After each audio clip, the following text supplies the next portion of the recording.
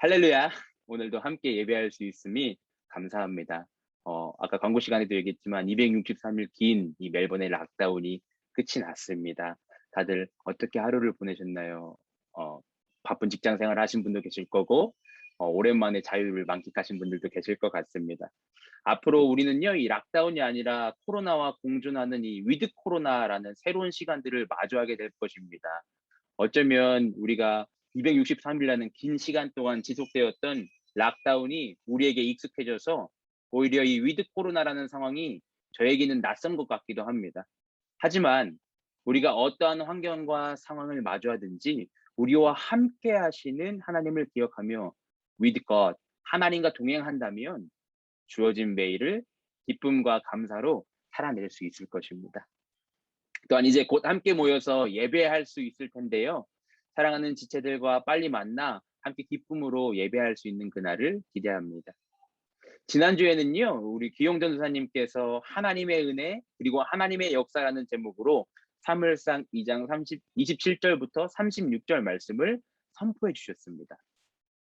아쉽게도 제가 지난 금요일 BUB 모임에 필수로 참여해야 돼서 함께 예배를 드리지 못했고, 또한 지난 금요일 예배가 녹화되지 않아서 말씀을 다시 들어볼 수 없었는데요.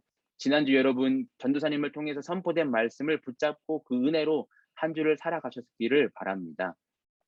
오늘은 저와 함께 사무엘상 3장 말씀을 살펴보고자 합니다. 어린 사무엘에게 찾아오셔서 4번이나 사무엘을 부르시는 하나님과 그 하나님의 부르심을 듣고 엘리에게 달려갔던 사무엘, 또한 사무엘을 부르시는 그 하나님의 부르심을 3번 만에 깨닫게 되어서 사무엘에게 대답을 가르쳐줬던 이 엘리 제사장의 이야기는요, 어릴 적 교회 학교에서도 많이 들었던 말씀으로 아마 우리가 잘 알고 있는 스토리, 친숙한 이야기인 것 같습니다. 그렇습니다. 사무엘상 3장은요, 하나님께서 이 사무엘을 선지자로 세워가시는 모습이 기록되고 있고, 이것은 사무엘상 3장 1절과 20절 말씀에 등장하는 두 단어를 통해서 강조되고 있습니다. 그 두 단어가 뭐냐면 바로 나하르와 나비입니다. 본문 1절 말씀을 보면요, 아이 사무엘이라고 말씀이 시작되는데요. 여기서 이때 아이에 해당하는 히브리어 명사가 바로 나하르입니다. 그리고 20절 말씀을 보면 사무엘이 온 이스라엘 가운데 여호와의 선지자로 세우심을 입었다라고 기록되어 있는데, 여기서 선지자로 번역되는 히브리어 단어는 나비입니다. 즉 사무엘상 3장은요, 이 두 단어를 통해서 나하르였던 사무엘이 나비로서 역할을 감당하게 되었음을 보여주는 말씀입니다. 먼저 본문 1절부터 18절에는요, 하나님께서 나하르, 아이였던 사무엘에게 엘리 가문에 대한 심판을 말씀하시는 장면이 나타나 있고, 그 어린 사무엘은 비록 하나님의 말씀을 대언하는 것이 두렵고 떨렸지만 그 역할을 감당합니다. 그리고 본문 19절부터 4장 1절의 상반절까지는요, 본격적으로 하나님께서 사무엘을 나비, 선지자로 세워가시는 모습, 온 이스라엘의 선지자로 사무엘을 세우시는 모습이 기록되어지고 있습니다.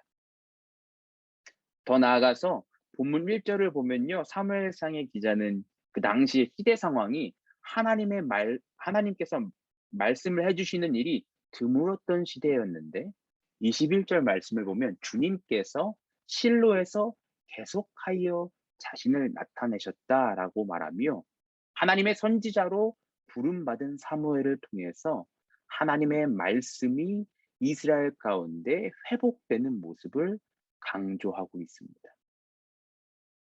그렇다면 오늘 우리가 함께 보는 이 본문 사무엘상 3장 말씀을 통해서 우리가 기억하고 살아내야 하는 것은 과연 무엇일까요? 오늘의 설교 제목이요, 하나님의 등불은 아직 꺼지지 않았다입니다. 우리는 지금 세 번역으로 본문 말씀을 살펴봤는데요. 본문 3절 말씀이 개역개정 성경에는 이렇게 기록되어 있습니다. 하나님의 등불은 아직 꺼지지 아니하였으며. 물론 여기서 하나님이 등불이 꺼지지 아니하였으며 라는 말은요, 1차적으로 사무엘이 하나님의 말씀을 들었던 그 시간을 의미하는 것입니다. 하지만 이 말씀은요, 또 다른 의미가 하나 더 포함되어 있어요. 왜냐하면 하나님의 등불, 즉 성막 안에 있는 성전 촛대는요, 하나님과 하나님의 말씀을 상징하는 것이기 때문입니다. 따라서 하나님의 등불이 아직 꺼지지 않았다라는 것은요, 사무엘이 살아가고 있는 그 어두운 세상 가운데 비록 하나님의 말씀이 희귀하였지만 아직도 하나님은 그들과 함께 계시며 그들에게 말씀하실 것이라는 희망을 상징하는 말씀입니다. 따라서 우리는요, 이 하나님의 등불은 아직 꺼지지 않았다라는 사무엘상 3장의 선포를 통해서 두 가지를 주목해 보고자 합니다.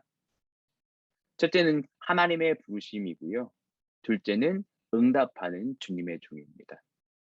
바라기는 사무엘을 부르시는 하나님의 부르심과 하나님께 응답하는 사무엘의 모습을 통해서 어둡고 요동치는 세상, 정말 어쩌면 풍전등화, 바람 앞에 등불과 같은 상황 속에서도 아직 꺼지지 아니하였고 영원히 꺼지지 않을 하나님의 등불을 기억할 수 있는 저와 여러분이 되길 소망하고요.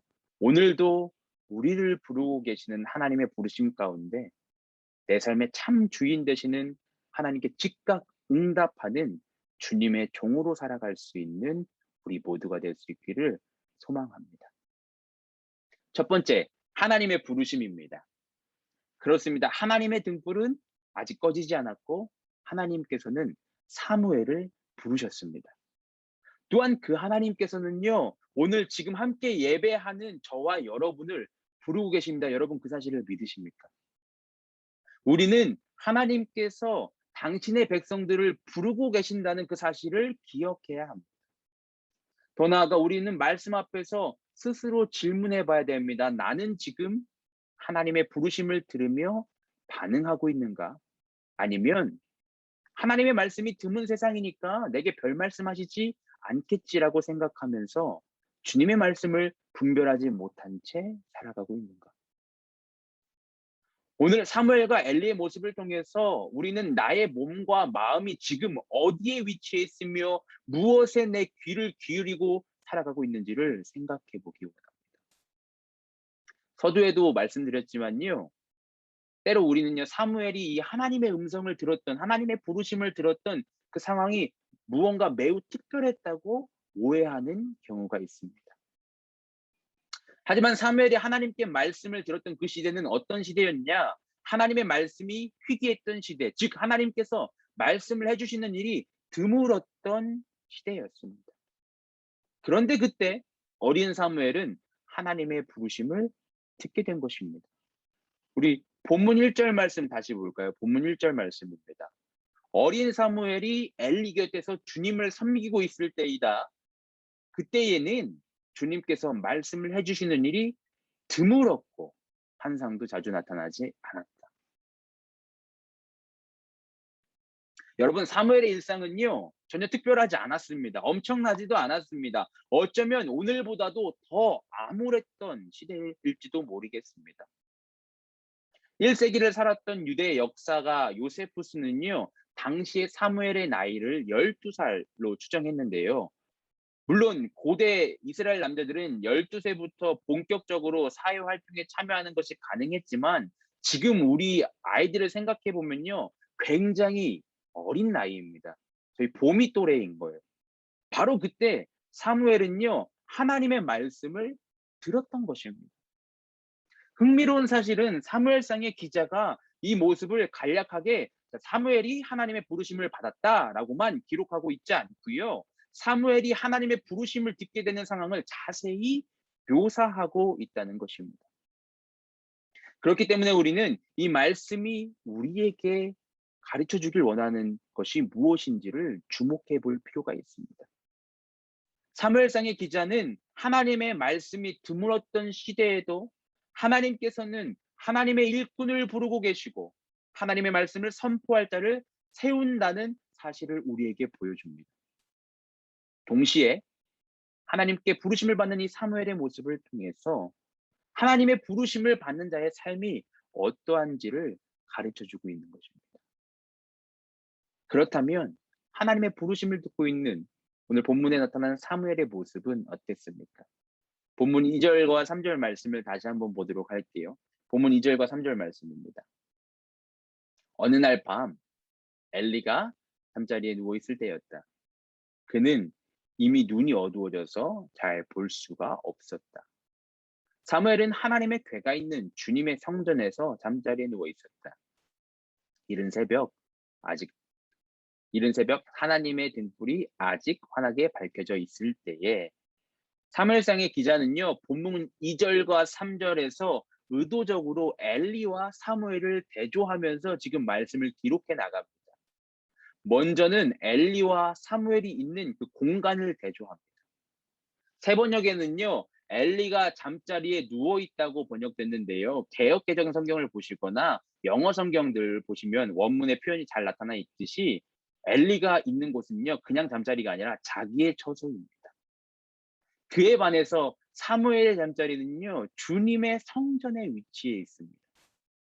물론 우리가 오해할 수 있는 것은 본문에 이 사무엘이 하나님의 궤가 있는 주님의 성전에 누워 있다고 기록되어 있는데 사무엘이 누워 있는 곳은 정말 하나님의 궤가 있었던 그 지성소는 아닙니다. 지성소는요, 대제사장만이 1년에 한 번 대속죄일에만 들어갈 수 있던 거룩한 장소였기 때문에 사무엘이 그곳에서 잠을 잘 수는 없었습니다. 아마 사무엘은요, 성막 안에서 황금 등잔대에 기름을 채우기 위해서 불침번 같은 그러한 성막 공사를 했을 것으로 추정할 수 있습니다.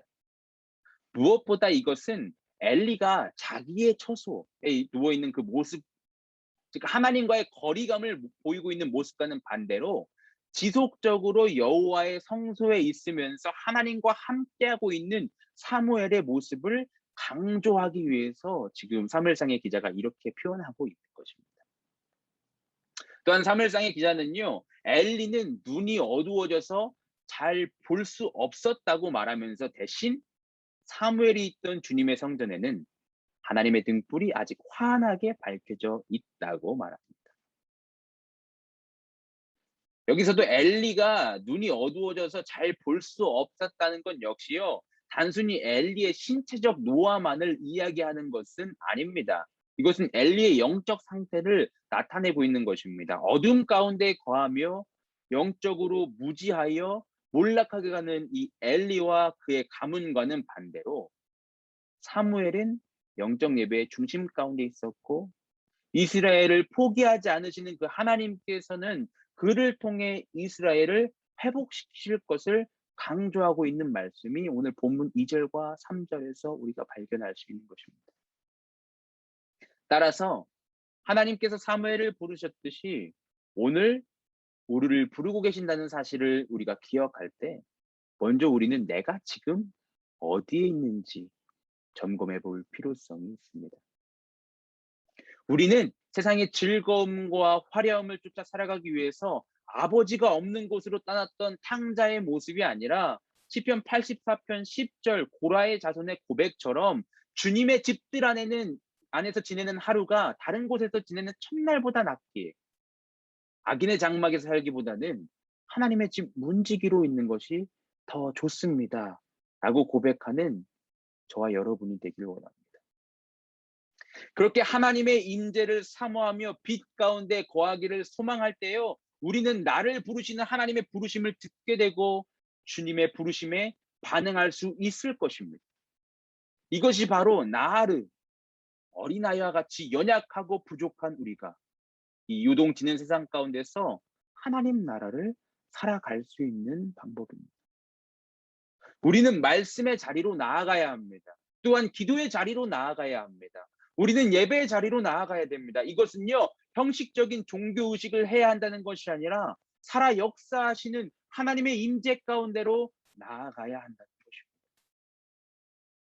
누가복음 15장에 기록된 아버지를 떠난 둘째 아들의 비유, 여러분 잘 알고 계시죠? 한번 생각해 봅시다. 둘째 아들은요, 아버지께 받은 유산을 가지고 다른 먼 나라에서 허랑방탕하여 그 재산들을 다 낭비했습니다. 그가 허랑방탕하게 살 때는 그것이 행복인 것 같고 아버지와 멀어진 이 삶이 진짜 내 삶이라고 생각했을 것입니다. 하지만 그렇게 재산을 다 탕진하고 그가 맞이한 삶은 어땠습니까? 너무도 비참하지 않았나요? 어쩌면 우리도요, 이 둘째 아들과 같이 잠시 하나님과 거리를 두기 원하고, 또한 엘리처럼 하나님의 성전이 아니라 나의 처소에 있는 것이 더 편안하게 느껴지고 더 즐겁게 생각되어질 수 있습니다. 하지만 자신의 처소에 누워있던 엘리, 눈이 어두워져서 볼 수 없었던 엘리와 엘리의 가문이 맞이한 결과는요, 결국 하나님의 심판이었습니다. 사랑하는 성도 여러분, 빛대신 주님 앞으로 나아갑시다. 하나님의 등불은 아직 꺼지지 않았으며 하나님께서는 오늘도 저와 여러분을 부르고 계십니다. 에클레시아, 교회는요, 에크 뭐뭐 밖에서 칼레오 불러내다, 이 두 가지 합성어죠. 부름 받은 자들의 모임입니다. 그것이 저와 여러분의 정체성입니다. 또한 본문에서 강조되고 있듯이 하나님께서는요, 사무엘을 지속적으로 부르셨습니다. 하나님의 음성을 분별하지 못했던 어린 사무엘이 당신의 부르심에 응답할 때까지 부르십니다. 그리고 사무엘이 하나님께 응답했을 때 하나님께서는 사무엘에게 자신의 계획을 말씀하시며 사무엘이 하나님의 말씀을 대언하게 하십니다. 더 나아가 하나님께서는요, 자신이 택한 이 사무엘에게 계속하여 자신을 나타내십니다. 하나님께서는요, 요동치는 세상 가운데 굳건한 하나님 나라를 세워갈 한 사람을 찾고 계시고 부르고 계십니다. 그 한 사람이 바로 저와 여러분이 되길 원합니다. 누군가 저와 여러분을 볼 때 마치 엘리와 그의 아들들을 본 것처럼, 아, 예수 믿는 사람들도 별 볼 일 없구나, 다를 바 없구나, 똑같구나, 이렇게 말하는 것이 아니라, 저와 여러분을 볼 때, 아, 하나님의 등불은 아직 꺼지지 않았구나. 이 세상은 요동치며 혼란스럽고 죄악으로 가득 찼지만 하나님께서는 살아계시며 여전히 하나님의 사람들을 세우시고 굳건한 하나님의 나라를 만들어 가시는구나 라고 이야기할 수 있기를 소망합니다. 성경 곳곳에서는 하나님의 부르심과 말씀을 들으라고 선포하고 있습니다. 쉐마 이스라엘아 들으라 하셨죠. 모세를 통해서도 이스라엘아 들으라 말씀하셨고, 이사야를 통해서도 너희는 귀를 기울이고 내게로 나와라 들으라 그리하면 너희 영혼이 살리라 그렇게 말씀하셨고, 우리가 봤던 이번 주 한 주 봤던 예레미야를 통해서도 여호와의 말씀을 들으라고 말씀하셨고, 성경 곳곳의 선지자를 통해서 하나님께서는 하나님의 말씀을 들으라고 말씀하시며 우리를 부르고 계십니다. 예수님께서도 그렇습니다. 예수님께서도요, 복음서에 보면 귀 있는 자는 들으라고 말씀하셨고, 신약 성경의 마지막에 있는 계시록에서도 귀 있는 자는 성령이 교회들에게 하시는 말씀을 들을지어다라고 선포합니다. 그리고 오늘도 하나님은 우리를 부르시며 우리에게 말씀하시기 원하십니다. 비록 내가 세상의 다른 무언가는 듣지 못할지라도 오직 주님께 귀 기울이며 주님의 부르심과 말씀하심에 반응하는 우리 모두가 될 수 있기를 주님의 이름으로 축원합니다. 하나님은 오늘도 여전히 하나님의 말씀을 전하며 하나님의 나라를 살아갈 자를 부르십니다. 사무엘서 3장 가운데 사무엘을 부르셨던 하나님께서 여전히 등불을 끄지 않으신 그 하나님께서 오늘 저와 여러분을 부르시는 그 부르심에 귀 기울이고 반응하는 저희가 되기를 원합니다. 두 번째로 우리가 살펴볼 것은 응답하는 주님의 종입니다. 요동치는 세상 가운데 굳건한 하나님의 나라를 세워가시는 주님께서는요, 하나님의 등불이 아직 꺼지지 않았다는 그 사실을 보여주시며 지속적으로 사무엘을 부르셨습니다. 그리고 본문 10절에 기록되어 있듯이요, 하나님께서 자신을 부른다는 사실을 알게 된 사무엘은 엘리가 가르쳐준 대로 주님 말씀하십시오. 주님의 종이 듣고 있습니다. 라고 대답합니다. 물론 주님 말씀하십시오. 주님의 종이 듣고 있습니다. 라는 대답은요, 당시에 하나님께서 부르실 때 제사장들이 응답하는 전형적인 제의적 표현이었습니다. 그런데 이 말씀을요, 원문으로 직역해 보면요, 어떻게 번역되냐면, 주님, 제발 말씀하옵소서, 당신의 종은 듣는 사람입니다. 라고 번역되어집니다. 즉, 이 말씀은 단순히 무슨 고객 지원 센터 상담원처럼 듣고 있으니까 한번 말씀해 보세요 라고 이야기하는 것이 아니라, 주님, 제발 말씀해 주세요. 저는 주님의 말씀을 듣는 사람입니다. 라고 고백하는 것입니다. 그리고 여기서 듣는다는 것은요, 단순히 소리를 인지한다는 것을 의미하는 것이 아니라 순종하다라는 확장된 의미가 내포되어져 있는 것입니다. 따라서 하나님의 부르심 가운데 사무엘은 주님 제발 말씀해 주세요. 저는 주님의 말씀을 듣고 순종하겠습니다. 라고 지금 고백하고 있는 것입니다.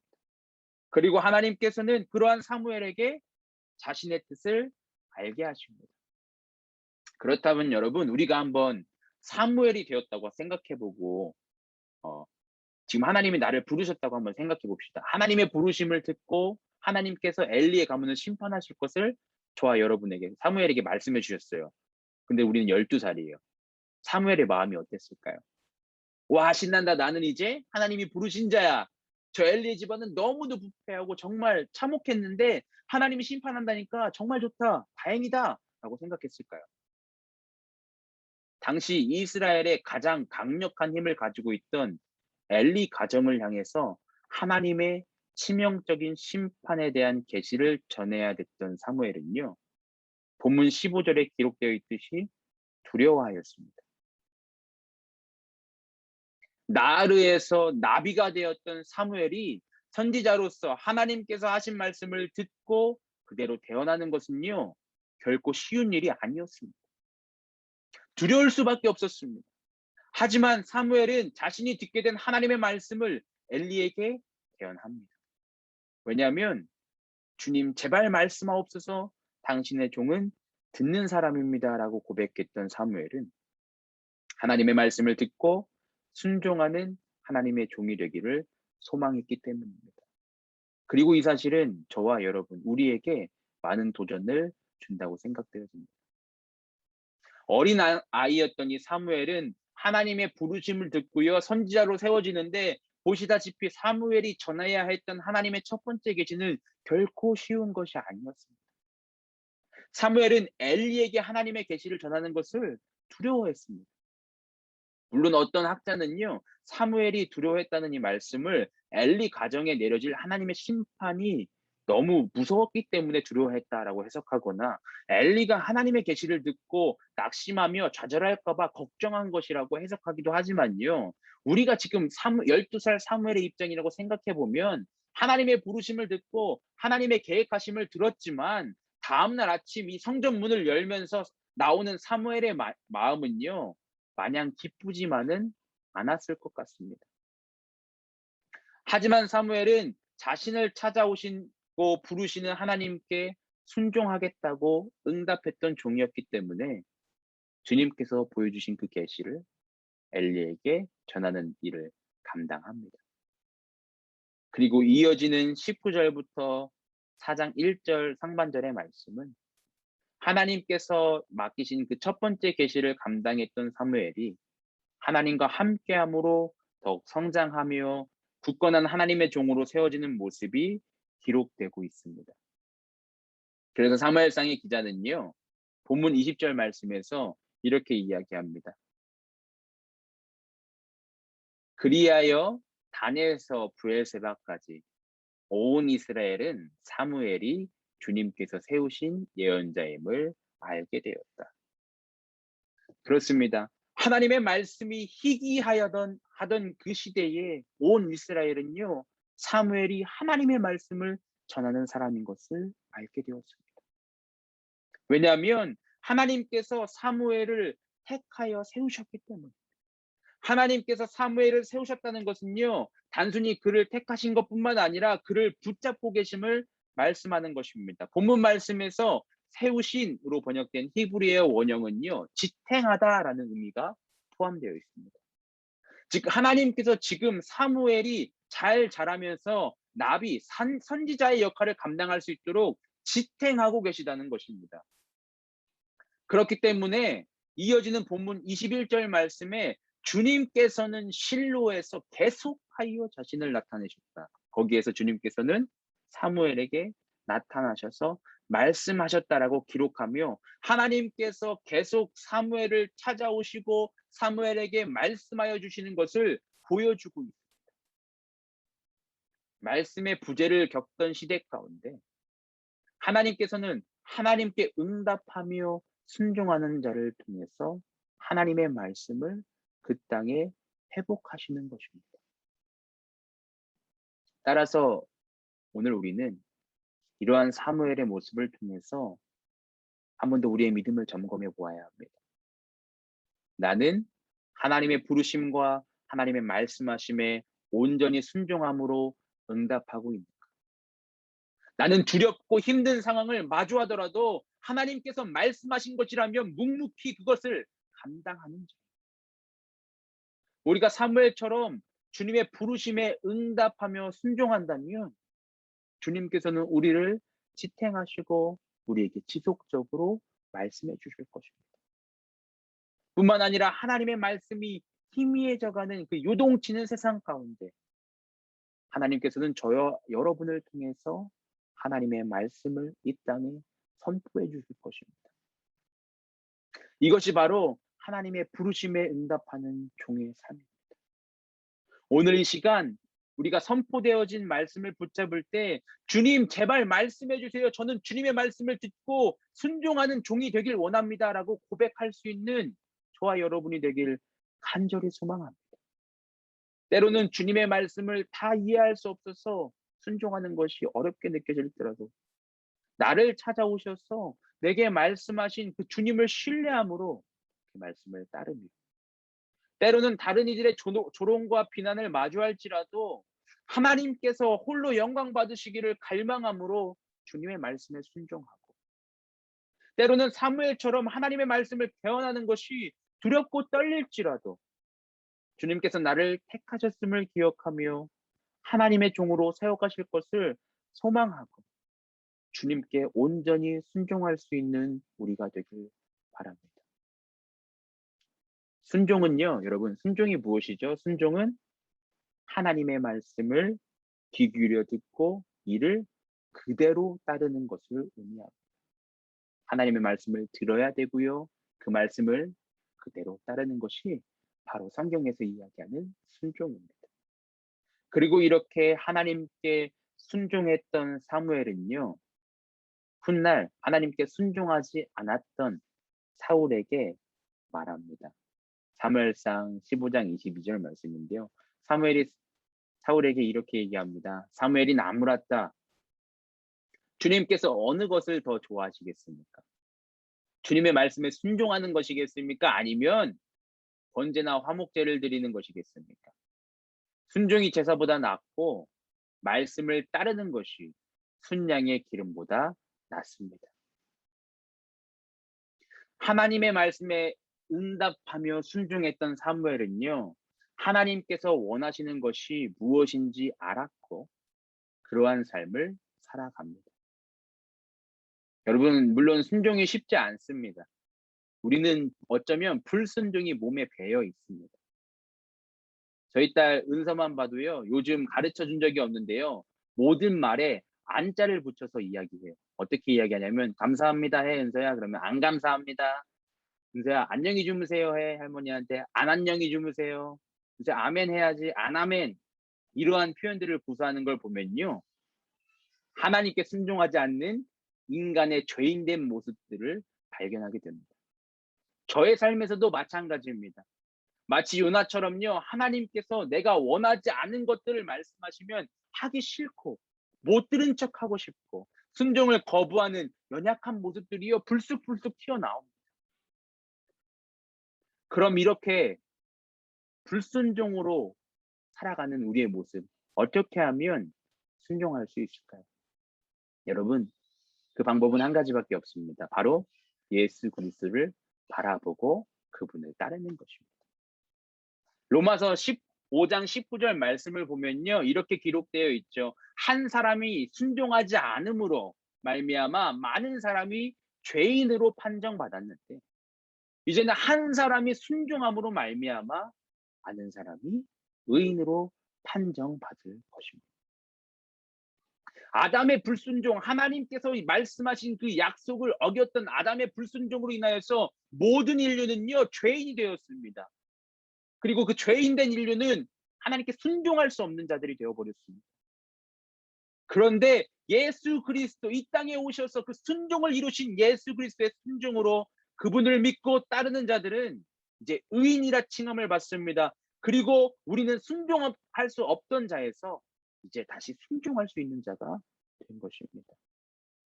그렇습니다. 우리의 힘과 우리의 노력으로는요, 순종할 수 없어요. 우리는 부족합니다. 하지만 예수님께서 하나님의 말씀에 순종하심으로 말미암아 우리도 주님처럼 순종할 수 있는 자가 되었습니다. 사랑하는 믿음의 형제자매 여러분, 하나님께서 부르고 계신 그 부르심에 순종으로 응답하는 저와 여러분이 되길 원합니다.